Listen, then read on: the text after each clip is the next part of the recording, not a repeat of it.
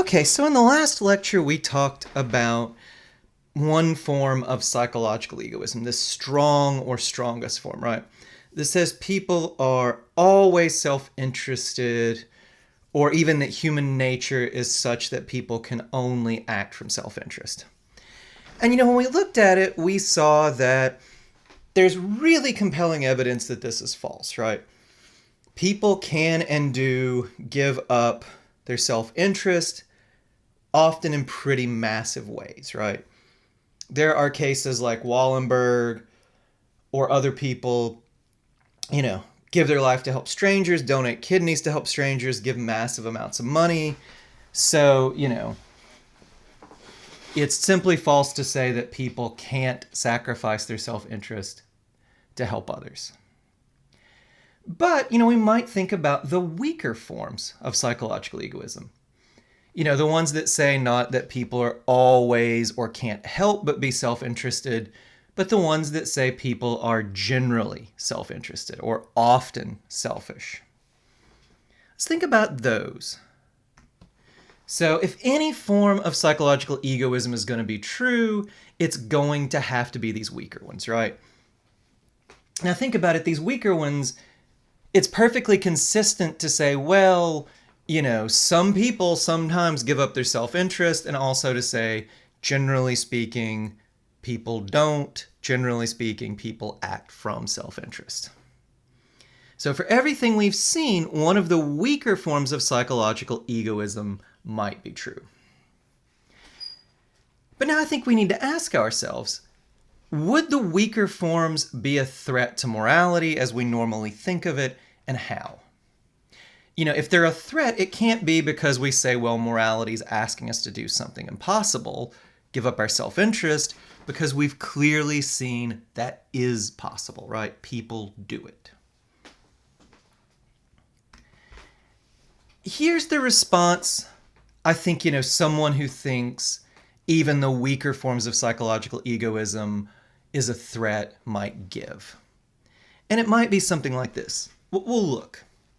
You've shown me that these saintly people can and do give up on their self-interest, but is the average person going to do it? If most people aren't going to do it, well, if you're selfless in a world of incredibly selfish people, aren't you just setting yourself up to be taken advantage of? If the average person is selfish, then am I not just going to make myself really vulnerable, be open to exploitation by trying to be selfless, right?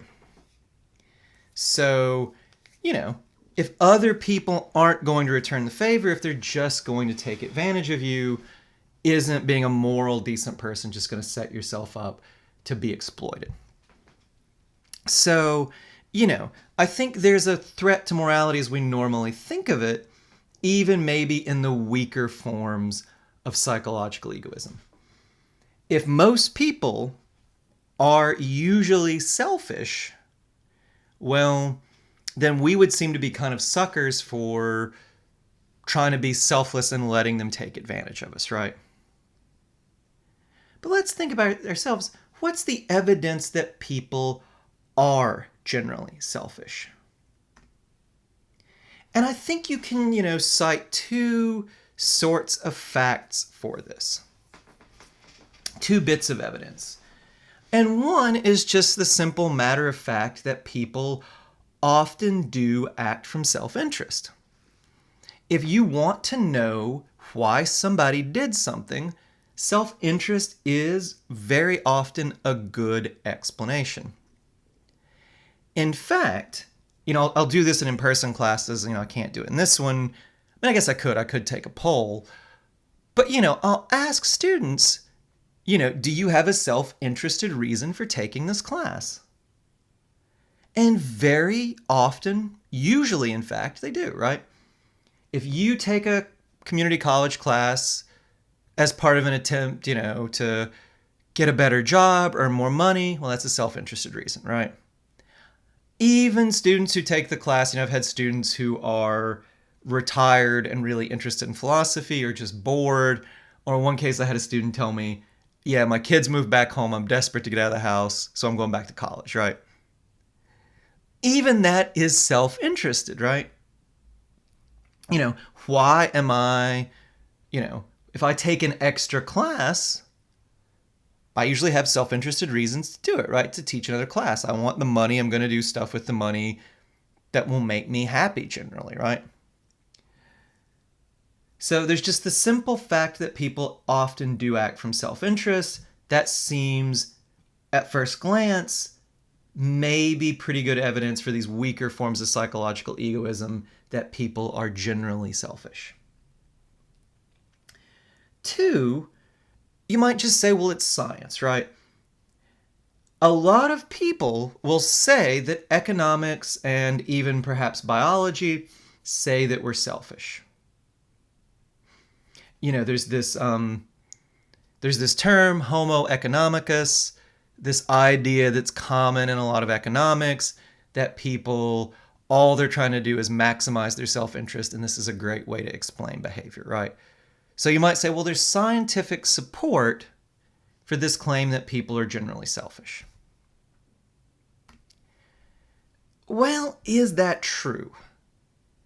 It actually isn't. I mean, a lot of economists will say this, but the evidence doesn't back it up. This seems like more of an article of faith among some people than it does anything backed by actual evidence.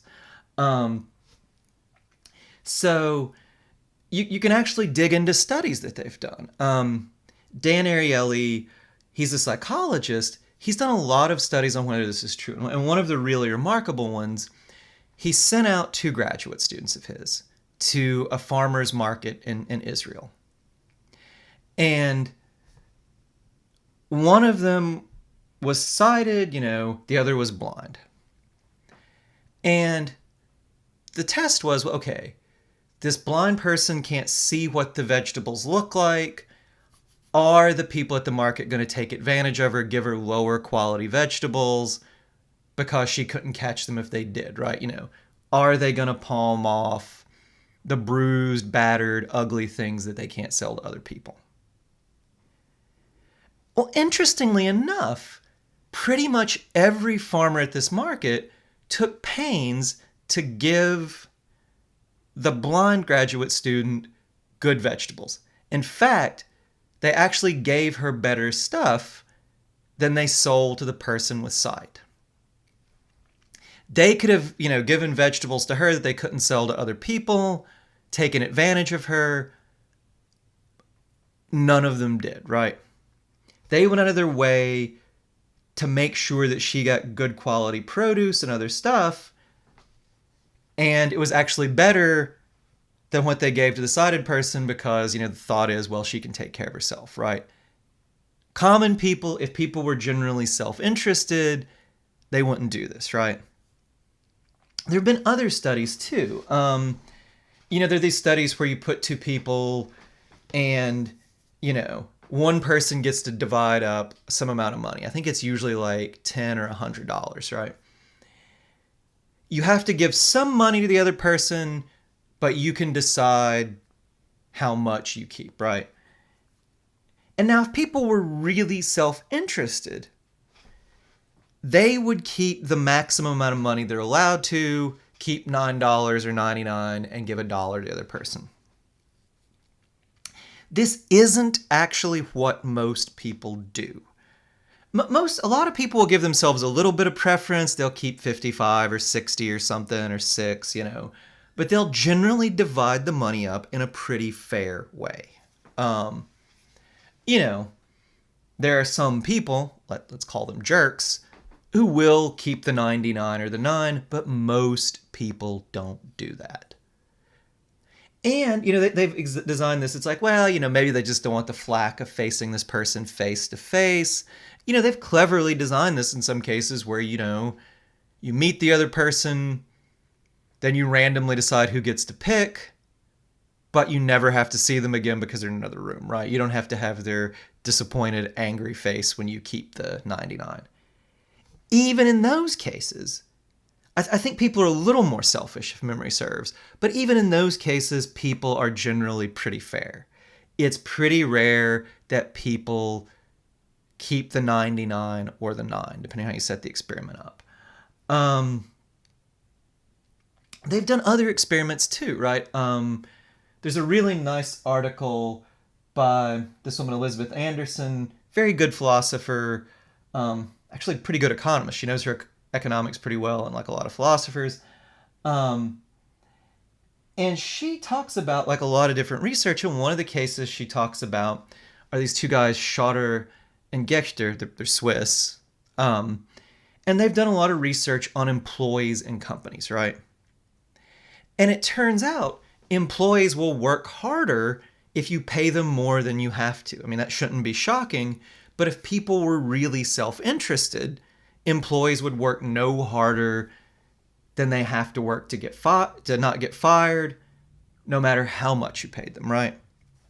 But people will do a better job if they perceive themselves to be getting a fair deal than they will if they're just acting of the fear of getting fired, right?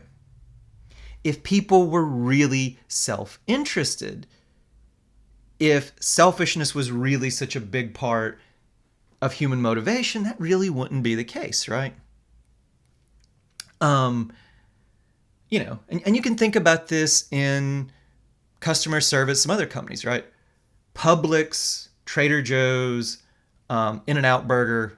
Fortunately, we don't have Publix or In-N-Out Burger in Hampton Roads. Like, I kind of miss both of them. Anyway, all three of these companies pay their workers better than they have to, and all three of them you get, by just about everybody's account, good customer service, right? Look, if people were really selfish, employees wouldn't do that, right? They'd just pocket the extra money, say to themselves, man, my boss is a sucker.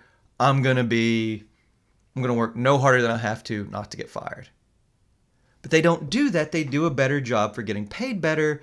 That shows that this idea that people are generally selfish isn't true, right? They will sacrifice their self-interest to be fair. Look, I mean, think about yourself. Think about the way you act, right? I'm sure you do this all the time, right? You don't always act from self-interest. You will sacrifice your self-interest to be fair to other people.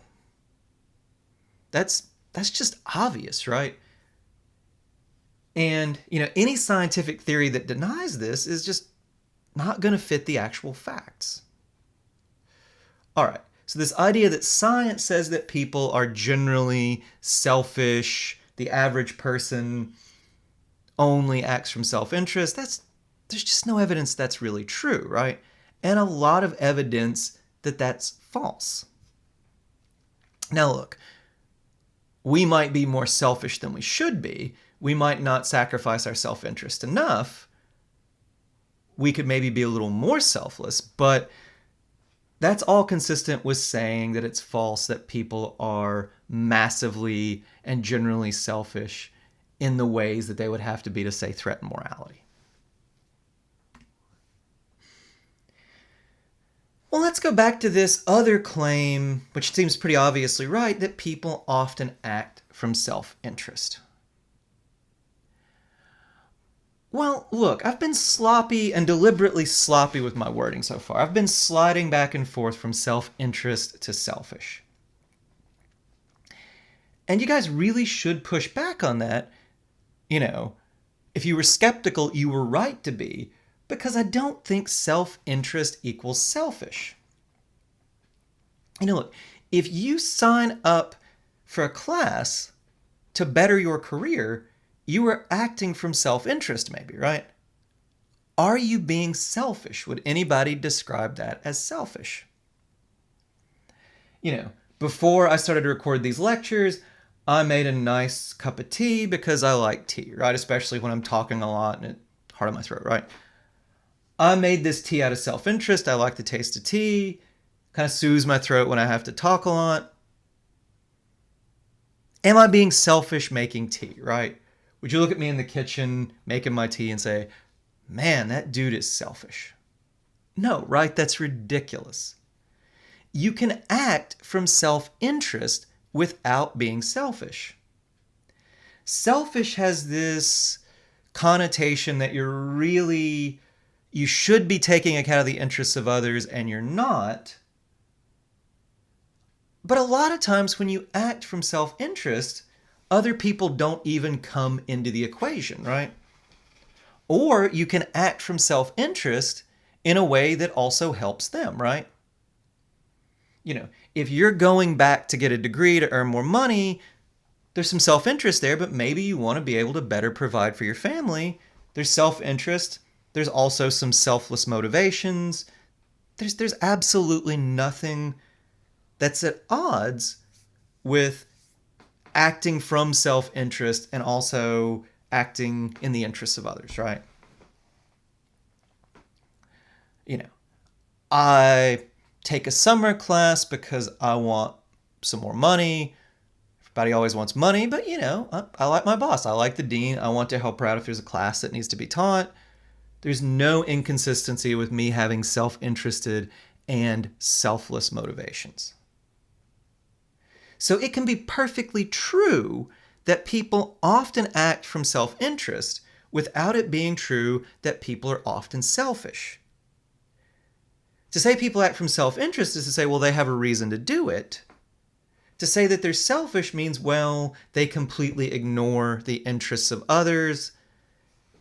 And that's just there's not a conflict here because often there's no inconsistency with our being self-interested and the interests of others, right? When I make my tea, there's nobody else's interests that I need to take account of. Self-interest doesn't affect others there, so it's not selfish, right? When I take an extra class in the summer, well, my self-interest isn't in any way at odds with your students' interest in being able to take a class in the summer or whatever, or the dean's interest in having the classes taught. There's no conflict between self-interest and the interests of others in these cases, so it's certainly not selfish, right? So, look, I think we're careless with words a lot of times. We slide between self-interest and selfish. We shouldn't. The fact that people are often self-interested, the fact that self-interest is a good explanation for a lot of human behavior, does nothing to show that people are often selfish or that selfishness is an equally good explanation of behavior.